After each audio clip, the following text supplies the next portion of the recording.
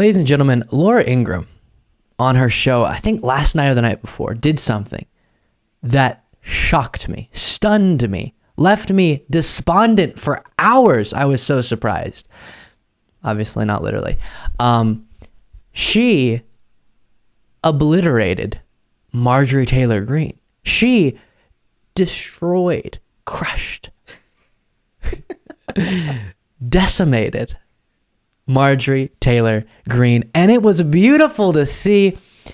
That's what we're going to talk about now. So you might remember, we've talked about this a little bit. Actually, a bunch of yesterday's show is talking about this. Marjorie Greene calling for a national divorce and then saying it's a national divorce, but we would still have one federal government, but the red states could do whatever they wanted. And we talked about why that is very absurd. But instead of me doing it again, let's hear Laura Ingraham out, because she actually, as stunning as this is, someone who is usually right along with all these dangerous and terrible talking points, explained why she was against what Marjorie Greene is saying in a pretty accurate way, I gotta say. Take a look at this. Marjorie Taylor Greene, a congresswoman for a few years now, has called for something akin to a national divorce.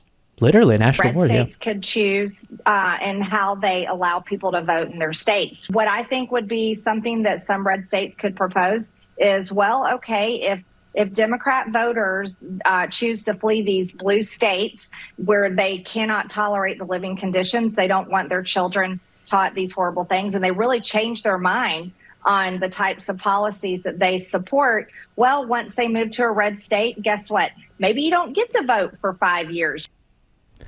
Okay, well, I love how giddy she is when she says that maybe you don't get to vote for 5 years. So you're taking away the right to vote from people just because you don't like the way they're going to vote? Ma'am, that's not how democracy works. You're getting a little bit goofy and fascistic. Well, first, a law prohibiting American citizens who've not committed a crime from voting would probably not withstand legal scrutiny. True. And second, how would this, like a national divorce, be good for conservatism? It wouldn't. Now, why would we want to embrace the states that gave us Jimmy Carter and Bill Clinton, but essentially give up on the states that gave us Reagan? Okay, well, when I say she's accurate, obviously she's still Laura Ingraham, but we're continuing. And Trump. Imagine if Youngkin had given up on Virginia. I wish. Or if Republicans on Long Island gave up on New York. I wish. The last thing we need is an American breakup of any sort. Remember, a motto of this show, almost from the start, over 5 years ago, has been no state left behind. Just because it often seems like Democrats have given up on America themselves doesn't mean ever that Republicans or conservatives should. Democrats have given up on America. They're just trying to let everyone suffer with their terrible policies that would give them health insurance and lower their prescription drug costs and fight to protect our climate for the future of their children and make sure they can unionize at their workplace. And Laura, come on, you were doing so good. They should not. I'm certainly not willing to give up on the states that gave us Sinatra, John Wayne, or that welcomed my grandparents from Poland. There are good, hardworking people in Illinois, in New York, and in California, Washington State, who don't want to move and who are looking for new leadership. So let's give it to them. Keep organizing. Keep registering people to vote. And get real about early voting. Keep making the case that liberalism is failing everywhere it's tried.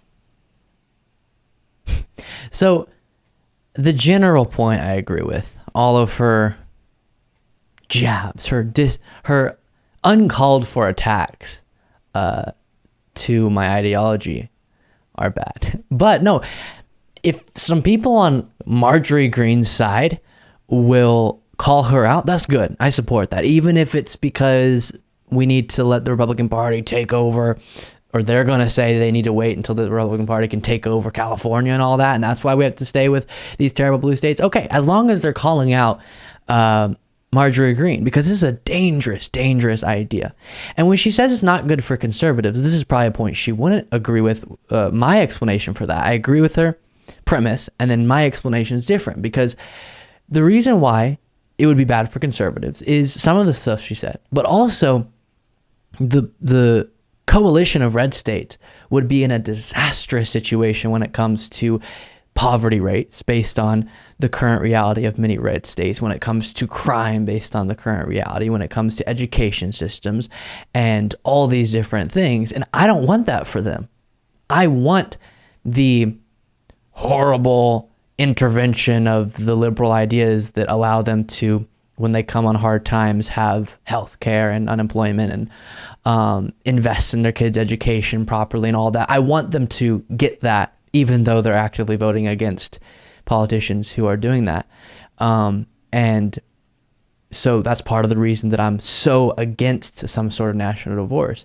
We are all Americans, and even though we disagree severely, and much of our population I actively communicate daily is working against our democratic process and threatening a very important part, the most crucial part of America, which is the democratic institutions, I still think and know the best path forward is as one.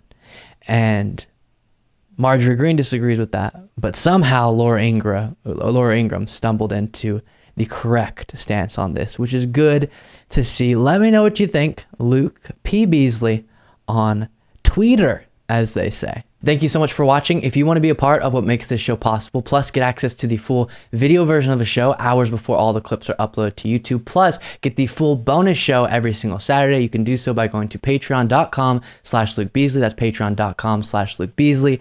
Link in the description.